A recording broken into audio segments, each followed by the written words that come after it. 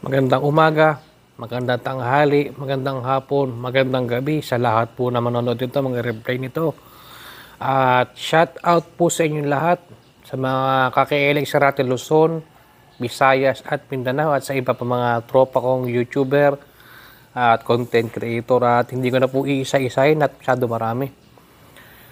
Short video lamang po ito.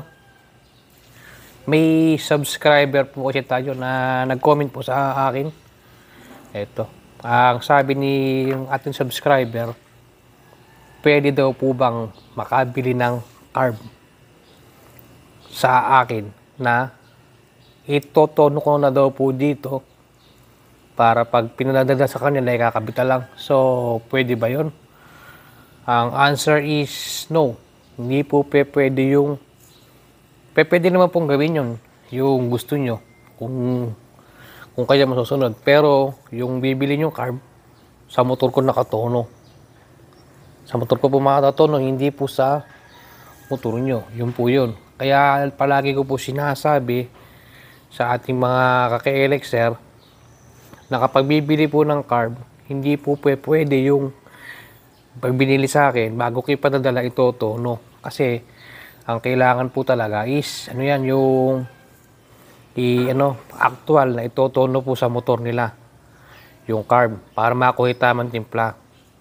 Kumbaga sa gitara, kunyari, yung ako nagigitara, totono ko sa akin nakatono yun. Kung pinigay mo sa ibang gusto mag-gitara, itotono po nila ulit yun. Ganun po yun. Kaya wala po talaga magic. Kaya palagi ko po sinasabi sa ating mga kaka-elixir na trial and error po talaga ang pagtotono. Shout out sa mga ating mga nabentahan ng carb na naitono nila ng DIY. Di ba? Madali lang, di ba? Comment ka naman dito kung isa ka sa bumili ng carb. Madali lang naman po magtono. Kaya po may binibenta na rin akong jettings kit na 20 pieces. 10 piraso yung pilot, 10 piraso yung main jet. Bahala ka na ako sa motor may kakabit. So, makakapagtono ka na, di ba? Kaya hindi mo na po problema, ikakabit mo na lang.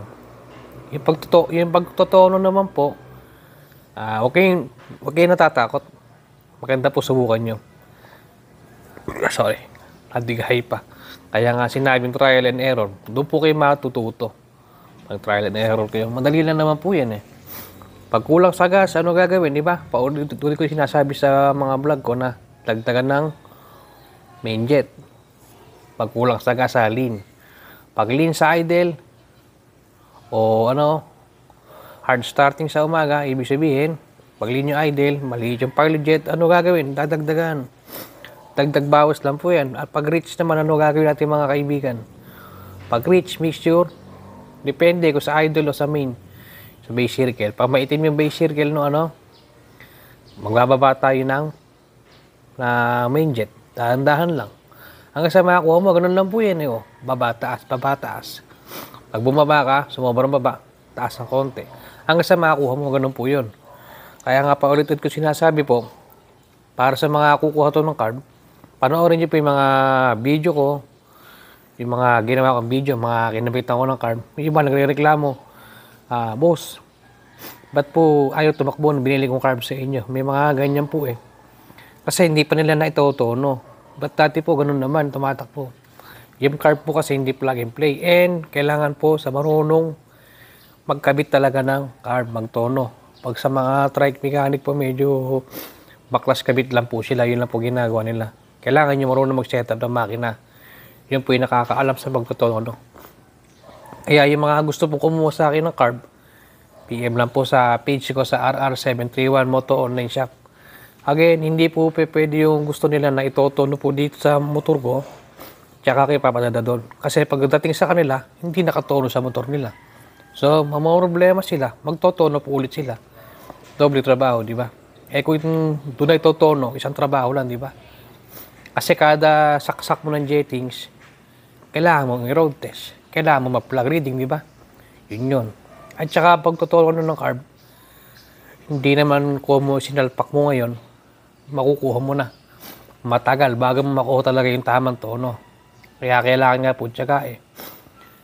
Pag hindi mo na-maximize yung tono, hindi lalabas yung performance, di ba? Doon na nga po yung nagkakaroon ng problema sa yun nga, pagpapaandar. Yung iba, kailangan pa raw i-rev kasi wala sa tono. Yung iba naman, hindi ma-full throttle. Yun nga po yun. Kaya kailangan mag-trial and error. Sa mga order ng carb, PM na po sa page ko sa RR731 Moto Online Shop. Meron po tayo available na Keihin Taiwan. Yan. Budget meal. At sa mga naghahanap po ng Keihin Thailand, wala na po nabibili niya sa Philippine market. Mahirap na po humanap. Rare po talaga yan. Yung iba nagbebenta, hindi naman talaga Thailand yun. Baka mga ano po yung mga Thailand. Kasi yung mga nakalagay sa KLX namin, mga legit na Thailand. Saan na po ako naghanap, wala akong makita. Mas maganda pa yung binibenta ko eh. Nasi po na tayo. Pasensya na po kung madalang tayo mag-upload ng video ngayon. At medyo, hindi ko rin naaasikaso yung motor ko. Medyo busy. Tsaka wala pa nasisira eh. Paano mga ka-Elexer, hanggang dito na lang po ating video at maraming salamat po. Paki-like na lang po ang aking page, ang RR731 at ang RR731 Moto Online Shop. Maraming salamat po sa suporta. God bless sa inyo.